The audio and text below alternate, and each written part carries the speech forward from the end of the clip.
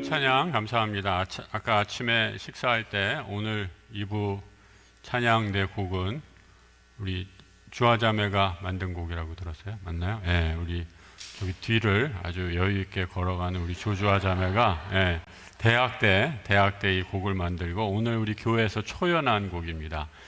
주님께서 귀한 찬양 받으시고 영광 받으신 줄 믿습니다. 우리 큰 박수로 하나님께 영광을 드리겠습니다. 우리 주아자매가 반주만 잘하는 게 아니라 이렇게 그 시상이 막 떠오르나 봐요. 작곡이 막 떠올라서 또 좋은 곡들 많이 만들어서 하나님께 영광 돌릴 수 있게 되기를 또 기도해 주시면 고맙겠습니다. 오늘 마태복음 9장에 있는 말씀을 통해서 새술은 새부대라는 제목으로 말씀 나누도록 하겠습니다. 어느 시대보다도 변화의 속도가 빠른 이 시대를 살아가고 있습니다. AI, 디지털 혁명이 하루가 다르게 우리의 일상과 사고방식을 바꾸어 놓고 있습니다. 세상은 빛의 속도로 변하고 있는데 우리 교회는 어떠한가 한번 생각해 보게 됩니다. 선교 신학자들, 학자들이 그동안 교회사를 이렇게 쭉 정리해 보니까 이 교회가 크게 네 가지 이 4M 처치의 모습으로 변화해 왔다라고 이렇게 간략하게 말을 합니다. 영어의 알파벳 M자를 시작하고 있는 네 개의 단어로 이렇게 정리를 했는데요. 제일 처음에는 미셔널 처치, 이제 선교하는 교회였다라는 거죠. 이 초대교회의 성령의 역사가 뜨겁게 시작이 되면서 복음을 왕성하게 전하는 그런 교회가 되었다라는 거죠. 그 다음에 두 번째로는 미니스트리 처치로 넘어간다는 겁니다. 이 교회가 이제 성장하면서 교회에 많은 제도들 또 봉사자들이 생기면서 사역하는 교회 중심으로 그 왕성한 성장의 시기를 이루었다라고 이렇게 얘기합니다. 또 세 번째는 이제 메인티넌스 처치로 넘어간다는 거죠. 이제 교회가 이제 공인을 받은 후에 로마 제국의 종교로 이제 자리를 잡으면서 거대한 교회를 유지하고 또 함께하는 거기에 모든 에너지가 사용되게 되었고 마지막 서구교회의 모습이 아닌가 싶은데 뮤지엄, 박물관 처치로 지금에 이르게 되었다라고 이렇게 말하고 있습니다. 우리 교회 또 한국 교회의 모습은 어떠한가라는 걸 생각해 볼 때 많은 학자들은 지금 한국 교회의 상황은 이 유지하는 교회, 이 메인티넌스와 또 뮤지엄, 이 박물관 사이 중간에 어디쯤에 위치하고 있다라고 이렇게 말하고 있습니다. 이 교회가 폭발적으로 성장했을 때 많은 분들의 헌신과 눈물로 복음을 왕성하게 전했지만 이제는 교회가 너무 비대해져서 교회를 관리하고 지키는데 그 에너지를 다 쓰고 있어서 초대 교회가 가졌던 그런 생명력을 많이 상실했다라고 이렇게 진단하는 것이죠. 복음의 생명력을 지켜야 돼서 그리고 박제처럼 박물관에 전시된 것이 아니라 살아 움직여야 하는데 교회가 이런 생명력을 유지하기 위해서 우리가 어떻게 해야 할까 한번 생각해 보기를 원합니다. 본문에서 바리새인들은 예수의 제자들의 행동을 보며 예수께 따져 묻습니다. 왜 당신의 제자들은 금식하지 않느냐라고 비난하는 거죠.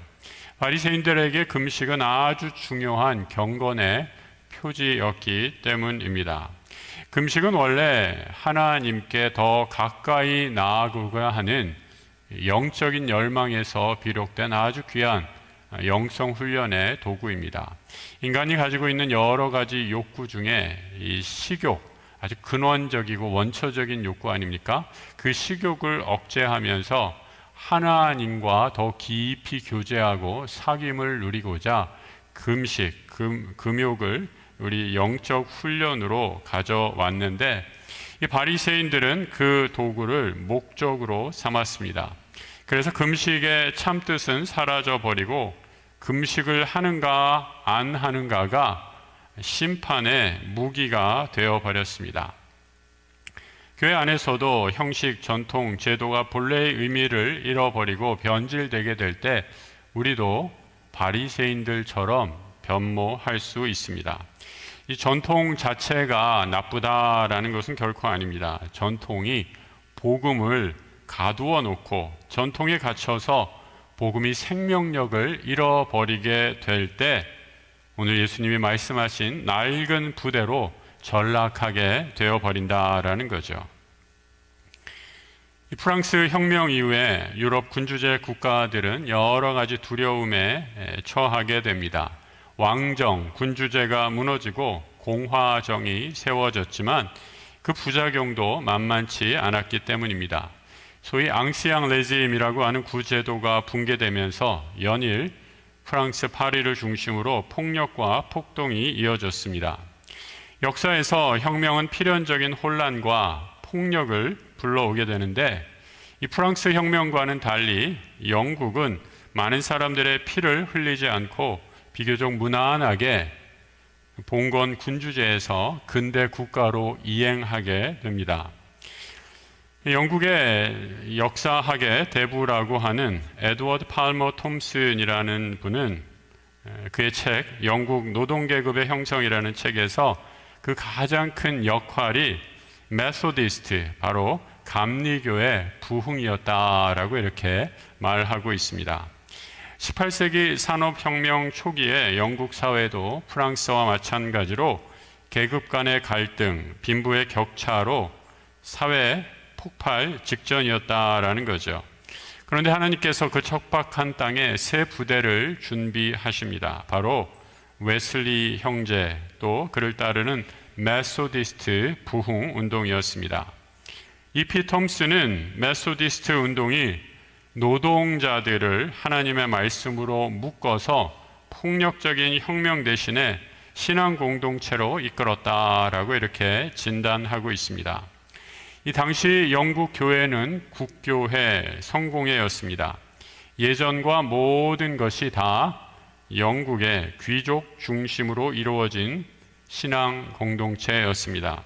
하지만 감리교 부흥을 이끌었던 목회자들은 메소디스트 소사이어티라는 소그룹을 조직해서 이 안에서 성경 공부와 기도 모임과 여러 가지 일들을 감당하게 됩니다. 소그룹 성경 공부, 기도를 한 후에 한 걸음 더 나아가 이웃을 돕고 선교하는 모임으로 확장됩니다. 이런 감리교 지도자들을 통해 영국 노동자들의 삶이 개선되고 문맹률이 감소되었고 교육을 통해 신분 상승이 이루어지면서 사회가 안정될 수 있었습니다. 영국은 그 전까지 고교회, 하이처치라고 그러죠. 굉장히 예전을 중시하는 거의 이제 카톨릭과 다를 바 없는 그런 귀족 중심의 교회였는데 이 감리교회 부흥으로 일반 광부와 또 공장의 노동자들 또 가난한 이웃에게 복음이 전파되어서 복음이 새로운 문화를 담은 이 선교적 교회로 변모할 수 있었다 말합니다. 이 사회 변화, 폭력과 강압적인 혁명이 아니라 설교와 기도 모임, 도덕적 삶에 대한 가르침을 통해서 사회가 점진적이고 실제적인 변화가 일어난 것입니다. 이 세수를 새 부대에 담아야 한다라는 복음의 원리가 증명된 역사의 한 예라고 말할 수 있을 것입니다. 왜 새 포도주는 새 부대에 넣어야 할까요? 이 복음이 생명이기 때문입니다. 시대가 변해도 복음의 본질은 변하지 않지만 복음을 담는 그릇은 시대에 맞게 새로워져야 하기 때문입니다. 오늘날 젊은 세대는 교회의 문화가 폐쇄적이고 고루하다라고 하면서 교회를 떠나고 있습니다. 여러분, 지금 한국에서 가장 큰 교단은 어느 교단인지 아세요? 우리가 속한 예장 통합도 아니고 또 합동 측도 아니고 가나안 교단이 안나가 교단, 그죠? 거꾸로 하면 이 가나안 교단이 가장 큰 교단입니다. 이런 시대의 교회가 여전히 과거의 광식만 고집한다면 이 복음은 더 이상 그 생명력을 발휘할 수 없을 것입니다. 미국의 바나 연구소라는 교회 관련 리서치 연구기관이 있습니다. 여기에서 왜 젊은이들이 요즘에 교회를 떠나는가라는 것들을 여러 가지로 정리했는데 그 중에 몇 가지만 소개해 드리고자 합니다. 첫 번째로 문화적인 괴리감을 들고 있습니다. 우리 아이들이 컴퓨터와 스마트폰 시대에 태어난 아이들입니다. 기성세대와는 완전히 다른 문화적인 환경 속에서 성장한 알파 세대들입니다. 알파 세대 찾아보니까 2010년 이후에 태어난 아이들입니다. 태어나면서부터 손에 스마트폰을 쥐고 태어난다라고 해서 디지털 네이티브라고까지 얘기합니다. 합리적이고 수평적 소통에 익숙한 알파 세대는 이 수직적이고 권위적인 문화를 거부합니다. 그래서 교회 내의 문화, 전통이 여전히 수직적이고 권위적인 모습을 볼 때 젊은이들은 조용히 교회를 떠나게 되죠. 우리 어르신들의 신앙은 웬만해서는 흔들리지 않습니다. 하지만 젊은이들은 다르죠. 그들의 개성과 의사 표현이 아주 분명한 것을 보게 됩니다. 이 두 번째로 지적하고 있는 것, 교회 내에 경험과 소통이 결여된 전달 방식의 교육이 여전히 이루어지고 있다라고 말합니다. 우리 알파 세대는 멀티태스킹, 그러니까 여러 가지를 동시에 하죠. 지금 우리 젊은 분들 가운데 설교 들으면서 지금 딴짓하고 있는 분이 혹시 계실지 모르겠는데 이분들이 딴짓하는 게 아니에요. 멀티태스킹 하는 거예요. 다 들으면서도 다 다른 거 하고 있어요. 그죠? 대단한 능력의 소유자들입니다. 그러면서 또 이분들은, 젊은 세대들은 이 집중력이 그렇게 길지가 않아요. 아주 짧은 시간 동안 집중합니다. 그래서 1시간 이상이 넘어지면 무조건 그 시간의 길이 때문에 지루하다라고 이렇게 느끼죠. 최근에 우리 목사님이 추천해 줘가지고 제가 설교 쇼츠 영상을 만들기 시작했습니다. 깜짝 놀랐어요. 쇼츠 영상을 만드는데 제 설교 이렇게 30분 남짓해서 영상 올리면 기껏해야 한 100회 정도밖에 안 나와요, 조회수가. 궁일한 마음을 좀 가져주세요, 여러분. 요즘 한 몇만 회는 돼야지 그렇게 좀 유튜브 자랑도 하는데 좋아요, 구독 눌러주세요 하는데 제 설교는 아무리 정말 열심히 준비해도 그 정도밖에 안 나요. 근데 쇼츠 영상으로 한 2분 이내로 설교를 올렸더니 10배 이상, 1000회가 넘어가는 거예요. 깜짝 놀랐습니다. 와, 그래서 요즘 젊은 세대들은 이 짧은 거, 이 긴 거를 소화하기가 힘든 세대구나라는 것을 발견하게 되었습니다. 감각, 감정, 공간적 요소가 결합된 아주 높은 몰입감이 있는 경험을 선호합니다. 그래서 데코레이션 하는 거, 이 인테리어, 또 어떤 공간에서 어떤 감흥을 주는가라는 것이 굉장히 시각적인 자극이 중요한 세대입니다. 단순히 앉아서 듣기만 하는 일방적인 강의식 설교, 바로 이렇게 하는 거죠. 저만 떠들고 여러분이 듣고 있는 이런 주입식 강의는 굉장히 힘들어합니다. 그들의 소통 방식이 완전히 다르기 때문이죠. 그래서 이들에게는 메시지를 지적으로 이해시키는 것을 넘어서 진리를 좀 더 잘 소개해주고 친근한 인간관계를 통해서 안내하는 그런 인내심이 필요합니다. 어른들은 만나서 대화하고 얼굴과 얼굴을 보면서 면대면 대화를 선호하시지만 젊은 세대의 소통은 좀 다른 것을 보게 됩니다. 물론 대면 대화도 하지만 그보다는 소셜 네트워크를 통해서 일상을 공유하고 정체성을 형성하곤 합니다. 그래서 교회가 오프라인이라는 공간과 정해진 시간에만 국한된 그런 폐쇄적인 전달 방식만을 고수할 때 이 아이들은 자신들이 일상적으로 하는 그런 SNS나 디지털 공간에서와는 큰 괴리감을 느끼게 됩니다. 그래서 교회도 적극적으로 온라인 미디어 사역의 목회를 대비하고 좀 더 확충해야 한다라는 생각이 듭니다. 온라인을 활용하는 것도 중요한데 그렇다고 해서 온라인만 해서는 안 되죠. 오프라인 소모임도 정말 중요합니다. 기존의 성경 공부, 공과 공부 대신 자신의 신앙적 고민 또 갈등을 친구들끼리 소통하면서 풀어가는 그런 토론 중심의 소그룹이 훨씬 더 효과적인 것을 보게 됩니다. 따뜻하고 열린 분위기 속에서 자유롭게 자신들의 생각을 나누는, 어른들 이렇게 나이 순서대로 이렇게 얘기하는, 교장 선생님부터 그 아래 이제 교감 선생님 말씀하시고 담임 선생님 이런 식으로 말씀하신 거 우리 젊은이들은 참 싫어합니다. 그래서 서로의 짧은 영상 콘텐츠를 보고 서로의 생각을 질문하고 나누는 형식이 요즘 젊은이들이 훨씬 선호하는 그런 모임이다라고 합니다. 이런 소그룹에서 예전에는 그래서 소그룹을 리더라고 했잖아요. 리더하는 사람입니다. 말 그대로 그 모임을 이끌고 또 이제 선배가 되어서 조장이 되어서 무엇을 가르치고 이런 역할을 했다라고 한다면, 요즘에는 이런 개념도 바뀌어서 제가 얼마 전에 외국에 있는 모임에 나가니까 이제는 소그룹 모임을 가리켜서 리더라고 조장이라고 이렇게 얘기하지 않고 퍼실리테이터라는 단어를 쓰더라고요. 퍼실리테이터라는 말은 그야말로 그 모임에서 그냥 약간 도우미 역할을 하는 사람입니다. 윤활유를 좀 뿌려주고 분위기 좋게 만들고 그냥 서로 우리 상대방에게 얘기하도록 자리를 깔아주고 뒤에서 돕는 그런 역할을 하는 사람들이 요즘에 각광받는 리더의 지도자의 모습이다라는 거죠. 또한 알파 세대는 이동에 매우 자유로운 것을 보게 됩니다. 좋다고 생각하면 얼마든지 떠나는 것이 자유로운 세대입니다. 우리 교회 젊은 세대들, 우리 교회 등록하기 전에 오랫동안 교회를 찾아다니면서 이렇게 다니다가 등록한 분들이 계세요. 얼마나 감사한지 모르겠어요. 근데 여러분, 이 여러 교회를 다니면서 우리 교회 등록했는데 또 우리가 힘들게 와서 힘들게 전도해서 교회로 인도했는데, 이분들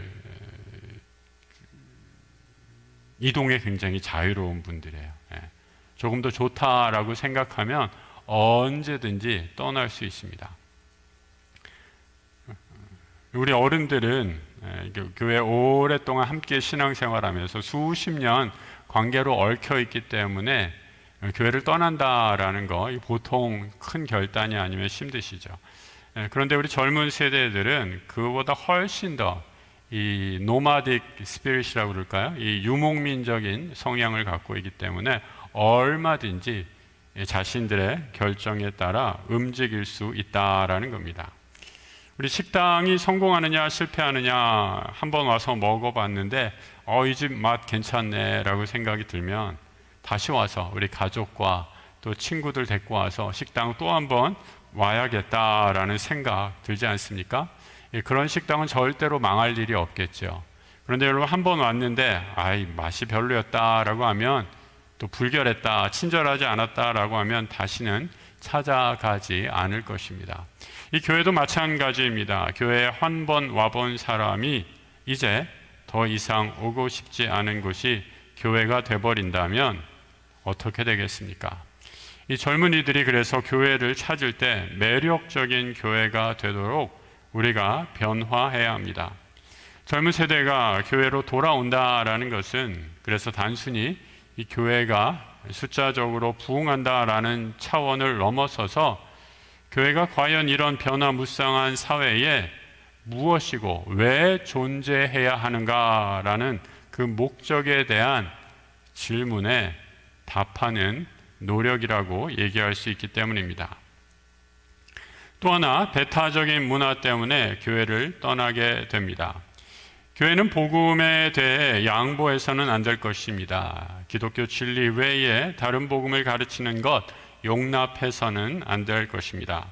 하지만 진리에 관한 문제 이외의 것이라면 언제든지 얼마든지 열려 있어야 합니다.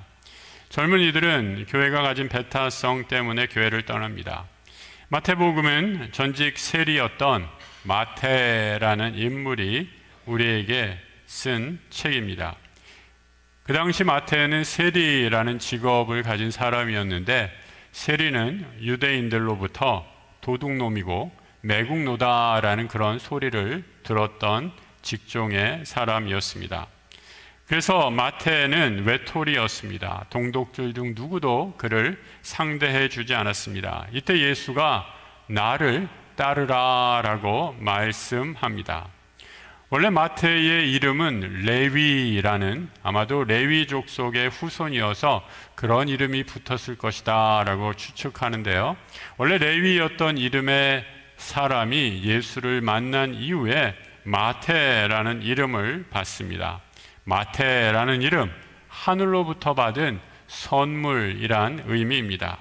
원래 이름은 레위였지만 이제 예수를 만나 하늘의 선물을 받은 사람으로 새로운 존재로 거듭나게 되는 것입니다. 주님이 새 술은 새 부대에 담아야 한다라고 말씀하신 이유는 단순히 예배 형식이나 제도의 변화를 넘어섭니다. 새 부대가 필요한 이유는 복음이 생명이기 때문입니다. 새 부대가 되지 않고서는 생명 되신 복음을 제대로 담아낼 수 없습니다. 새 부대를 준비하는 모든 사람에게 구원의 생명수가 흘러갈 수 있습니다. 주님은 익숙한 안전지대를 벗어나서 죄인을 정죄하지 않고 먼저 함께 먹고 마실 수 있는 열린 식탁을 베풀어 주십니다. 그래서 복음은 타자를 향해, 세상에 소외된 사람을 향해 열려 있는 기쁜 소식입니다. 지난주에 우리 영락교회에서 우리 교단 110회 총회가 있었습니다. 여러 가지 논의 가운데 잘된 것도 있고 또 안타까운 것도 있었습니다. 제가 개인적으로 가장 안타까운 것은 여성 총대 부결이었습니다. 그 내용은 10명 이상 총대를 파송하는 노예, 우리 서울노예도 해당됩니다. 10명 이상 총대를 파송하는 노예는 의무적으로 한 명씩, 그러니까 한 10% 정도겠죠. 총대 인원에 따라서 10% 정도를 의무적으로, 그러니까 20명 되면 2명 되는 거고요. 10명 되면 1분 되는 거고요. 여성 총대를 의무적으로 파송하자라는 것을 법제화하는 안이 헌의가 올라왔습니다. 그런데 안타깝게 딱 2표 차로 부결이 되었습니다. 2표 차로요? 너무 안타깝죠. 지금이 2025년도이고 또 우리 한국 사회가 가지고 있는 저력, 특별히 여성의 저력을 생각하고 사회의 여성의 위상을 생각할 때 너무나도 부끄럽고 안타까운 결정이 아닌가 생각합니다. 다음번엔 꼭 통과되어서 한국교회 여성의 지도력이 더 신장될 수 있기를 기도해 주시기 바랍니다. 이 복음은 죄인을 부르고 그 복음 안에서 우리는 새롭게 빚어진 거듭난 존재들입니다.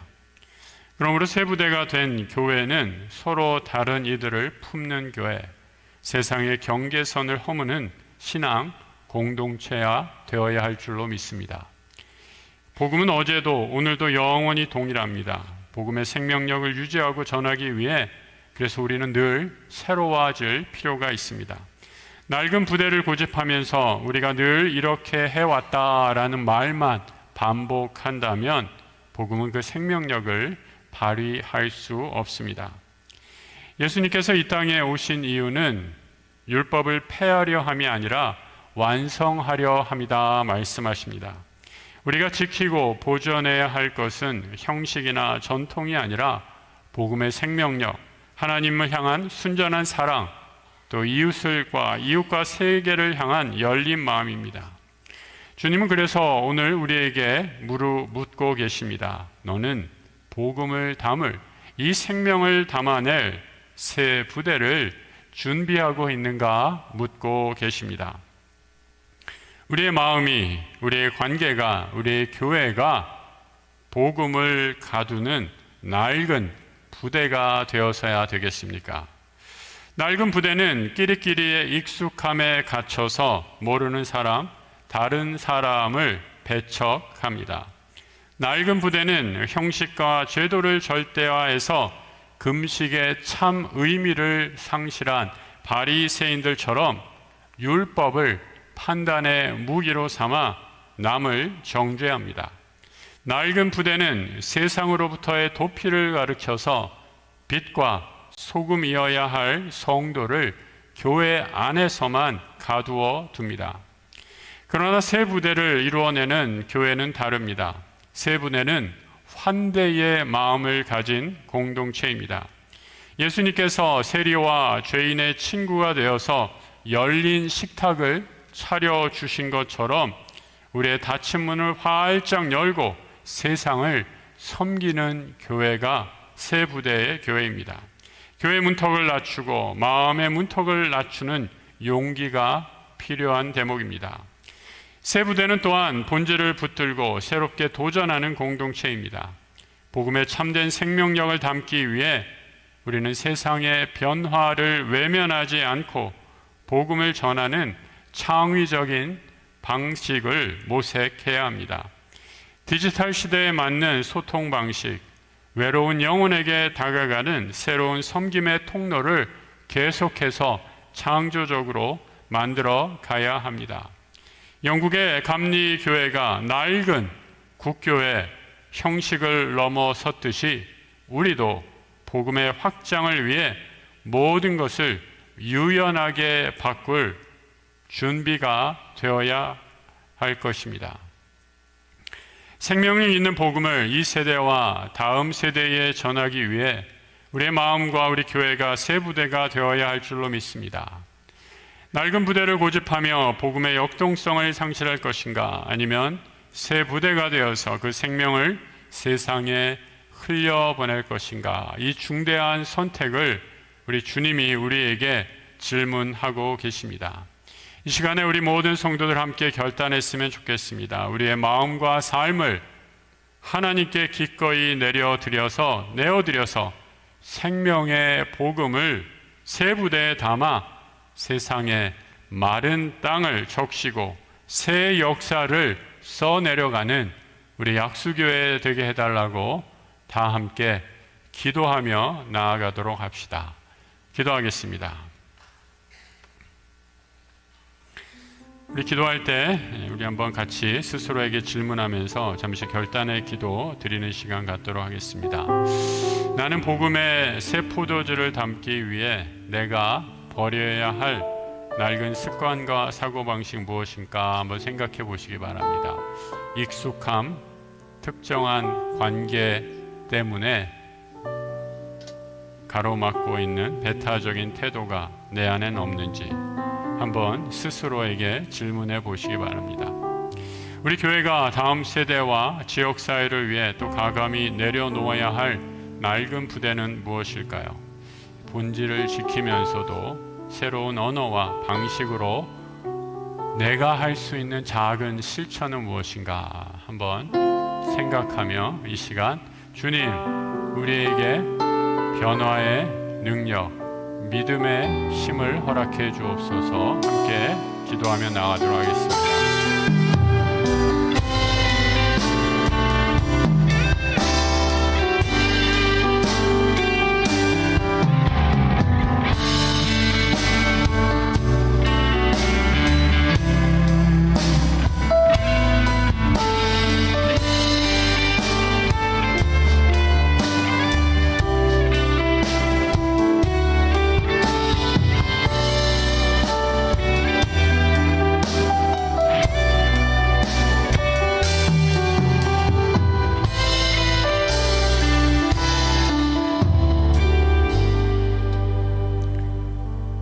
생명 되신 주님, 주님이 주신 생명 담기 위해 우리의 마음을, 우리의 교회를 새롭게 하여 주옵소서.